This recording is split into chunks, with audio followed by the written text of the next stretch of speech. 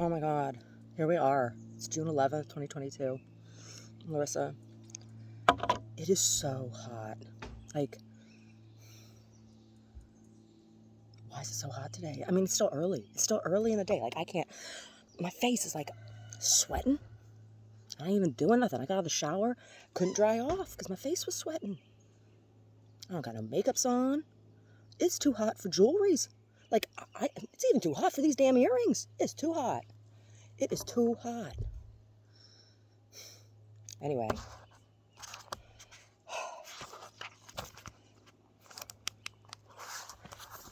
Let's have another story today. Oh my gosh. I look like my Aunt Diane. I do. I see my Aunt Diane on my face today. How you doing, Dad-Eye? Are you dead? I don't think nobody'd tell me if you died. Anyway. Seriously, I don't think they would. I've had some dreams. I've had some dreams with you in it, Dad-Eye. And you dress like Grandma. Anyway. We'll do Randall today. Randall. So, Randall from Consenting Adults, An Intimate Exploration by me. Randall. Courtesy was not Randall's strong suit. It's not that he was willfully or inherently rude. It was that he lacked the patience or desire for unnecessary placations. Or perhaps it was because he and his 4 brothers had been raised mostly by their father. Randall was the oldest of the 5 boys, who were each barely a year apart, and as such had the most memory of his mother. But even Randall was only 7 when she disappeared. He remembered the day. It was winter. A thick, heavy snow, the kind that made good snowballs, had fallen the night before. His father had left for work at the factory. Randall and the 2 brothers just after him, Dale and Willie, were watching cartoons in footed pajamas. Sandy and Evan were still in bed. His mother was in the kitchen at the table with a cup of coffee and a cigarette. A pot of oatmeal was heating on the stove. Randall remembered his mother crying. Most of his memories of his mother were of her crying. She waited until his father left, and then would pour her cup of coffee and light her first cigarette of the day and cry until the oatmeal was ready. It was normal to Randall. He assumed everyone's mother did this. But this particular day was different. After her cry, she had served Randall, Dale, and Willie, then woke Sandy and Evan. Baths were an evening affair, so after breakfast, everyone got dressed. Normally, she would have put everyone in the van and taken the 3 oldest boys to school. The roads had been cleared. Randall had watched the plow and salt truck go down the road from his bedroom window while his father had been in the shower, but his mother said it was a snow day. Randall, Dale, and Willie squealed, excited at the prospect of playing in the snow. After getting dressed, Randall had stomped around in his snow boots in the house. He stood in the door to his parents' bedroom and watched his mother put up her hair, then sit at the small desk next to her bed and write something on a piece of paper. After that, she had packed all the boys in the van and driven them an hour and a half away to Aunt Lily's house. Lenore wasn't really their aunt. She was his mother's oldest and only friend. They had grown up next door to each other and gone to school together along with Randall's father. When they pulled in Aunt Lily's driveway, Randall's mother told him to watch his brothers for a minute. She needed to talk to Aunt Lily. Randall was disappointed the snow wasn't as deep at Lily's yard. His mother got out of the car and mounted Lily's front steps and knocked. Lily answered in her robe and slippers and hugged his mother. She looked surprised, but happy to see her. After a couple minutes, Randall's mother came back to the van and unloaded the snow-bundled boys. "You need to spend the day with Aunt Lily today. Make sure your brothers all behave," Randall's mother said to him as she pulled the smallest boy from the car seat. "Mommy loves you all," she said to the boys as they marched like a child army up Aunt Lily's front steps into her foyer. His mother thanked Lily, then got back in the van and drove off. They never saw her again. 6 months later, the police found the van on the side of a remote highway 700 miles away, her purse and keys still inside, but his mother was gone. Randall's father became sullen and cold after that, and the boys' lives became more like a military camp. They saw Aunt Lily once a year on Halloween, when she would bring them all a gift of some sort and cook dinner while they went trick-or-treating with their father. It was a strange childhood, and all of the brothers dealt with it differently. Dale eventually moved to Alaska and worked on a trawler. Willie joined the army. Sandy became a priest, and little Evan got hooked on something and lived in a group home now. Randall was the only one who stayed in town. He owned a periodical shop and lived alone in a small studio above the shop. His father never remarried. After he retired from the factory, he had sold the house and given half the profit to Randall to buy the small building and start his business. His father used the other half to buy a small condo in New Mexico. Randall talked to him once a year or so at random times, never on holidays. The brothers rarely, if ever, spoke. Randall was sitting on the tall stool behind the counter in his shop, filling out his weekly newspaper order. The old guy that owned the tobacconist shop next door came in to get his morning paper. The bell on top of the door jingled as he entered.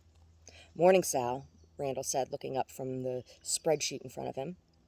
"Morning, young man," Sal said. Sal was really old, so everyone was a young man to him. Or maybe he just looked old from all the cigars. Randall was approaching 50. "I'm about as young as that wooden Indian you keep hidden in your office, Sal," Randall exaggerated. Sal had moved the old cigar box Indian to the back office after some student journalist from a community college campus newspaper made a fuss. The whole thing was really stupid. Sal was a full-quarter Choctaw. If anyone could have that Indian, it was him. "Oh, come on, Randall. I'm not even as old as that Indian. You just need a woman to give your knob a good shine." Randall winced inside. The last time he had been on a date was 4 years ago, when he and Sal, as half a joke, had volunteered for a bachelor auction to benefit the Downtown Business Association. Edna Goldman was a 4-time widow. She had spent her youth marrying rich old men, ready to kick the bucket. Back then, she had been pretty enough to do that. Now she was as old as Sal and about as good-looking as the wooden Indian in Sal's office, but she was the richest woman in the Tri-County area. She bid $2,000 to go to dinner with Randall.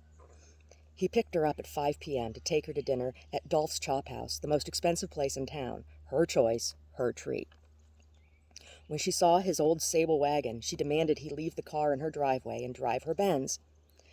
He knew the night was going to be horrid, and it was. When he refused her attempt to hold his hand across the table, she began dramatically recalling how she had felt so bad for Randall and his brothers when their mother went missing, and did they ever find out what happened? Randall told her no, then asked if she had used some secret Black Widow directory to identify all her late husbands, and if she knew who she was going to leave her fortune to when she died, since she never had any children. She then threw her glass of red wine in his face and stomped out of the restaurant, taking the Benz.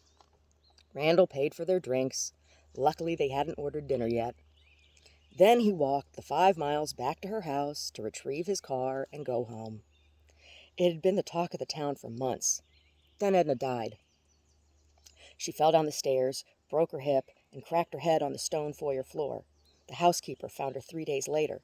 An autopsy had revealed she was mixing Pinot Grigio and methadone. Her housekeeper was now very rich. Sal had fetched $300 from a county supervisor. He had accompanied her to an ice cream social for the local Little League. The Downtown Business Association installed 4 new handcrafted stone and wrought iron benches in the square. They looked really nice. Lots of people bought papers and magazines from Randall, then sat on them to read. Randall avoided them, and the chop house. Sal saw the look on the younger man's face and felt bad. "Aw, son, that wretched old widow's dead, and good riddance." Randall smiled weakly as the old-timer slid exact change at him across the counter. As Sal was leaving, a woman approached the door of Randall's shop. Sal held the door open for her, then looked back at Randall, with brows raised, nodding in an approving kind of way at the back of the younger woman. "See you later, Sal," Randall said flatly. "Suit yourself," Sal said, rolling the paper up and stuffing it under his arm and leaving to leaving to open his own shop for the day. The woman approached the counter. Randall had to admit, she wasn't hard to look at. She wasn't exactly what you would call pretty, more of what you might think of as classic. She reminded him of the figure of a woman in the marble fountain that sat at the center of the square where the benches were installed. "Do you carry the Mountain Astrologer and the Herb Quarterly?" the woman asked skeptically. In fact, Randall did carry the obscure publications. Back left corner. Randall nodded to a wooden shelf over his left shoulder. The woman smiled, a Mona Lisa smile. As she turned, her blouse dipped off her shoulder, revealing a small mole just next to her bra strap. Randall felt the blood rush to his ears as he blushed, and a slight stirring just below his belt. The woman was standing with her back to him, looking at the display of magazines, with her arms crossed over her ample breasts. "I'm sorry, I just don't see them," she said, shaking her head, her back still toward Randall. Randall could see them both clearly from his seat, and due to his rising issue below the belt, he didn't really want to get up to help her. Her creamy shoulder with that mole were very enticing. "Top shelf, ma'am," he offered. He surprised himself with his respectful use of ma'am. Perhaps he was feeling guilty for the thoughts he was just barely keeping from his mind. "Oh, there they are," the woman exclaimed, reaching for the magazines that were just out of her reach. "Damn," she said, "I can't reach them. Can you please help me?" She continued turning toward Randall. Randall now had a full erection and didn't know how he was going to get out of this. Randall stammered. There was no getting around his humiliation. She was not tall enough to reach, and the step stool was next to him in the corner behind the counter. The woman looked confused. She wasn't asking anything unreasonable. Randall sighed and stood up with his unruly appendage pointing right at her. "Oh!" the woman exclaimed and began to laugh. Randall rolled his eyes and shrugged his shoulders in complete embarrassment, but was relieved she was laughing. He walked past her without looking at her, and taking great care to not touch her. He plucked the publications from the shelf and took them back to the register, sitting them on the counter. The woman watched him in amusement as Randall awkwardly arranged himself back on his stool. "Is there anything else?" he finally asked her. The woman approached the counter, digging in her purse for her wallet. She sat it on the counter between them and looked in Randall's eyes, smiling, until he did the same. "Probably not," she said. "Okay, then," Randall said, reaching for the magazines to scan the barcode. The woman caught his hand before he could, turning it palm up. With her right hand, she cradled the back of his hand, and with her left, she lightly covered his palm, which was starting to sweat. "I do natal charts. Would you be interested?" she asked him in a serious tone. Randall didn't know what that was, but he sure was interested. "Yes, I am," he replied. "Great," the woman replied, and smiled. That's a funny one. It is. It is. Men are funny. Men are funny. It was sometimes creepy, though, too. When I was waitressing at the Ram's Horn, there was this guy that used to come in, scraggly guy, Danny. He'd sit at the counter. Always sat at the counter. Sat at the counter, and he would jerk off, and they'd never ask him to leave. It was awful. It's when Omar started coming in, when he was on,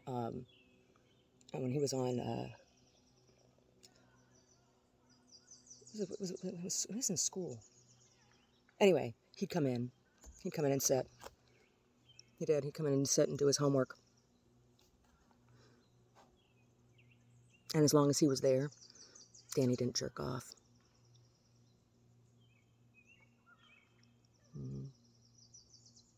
My mom used to get irritated. "Why does he go there and watch you?"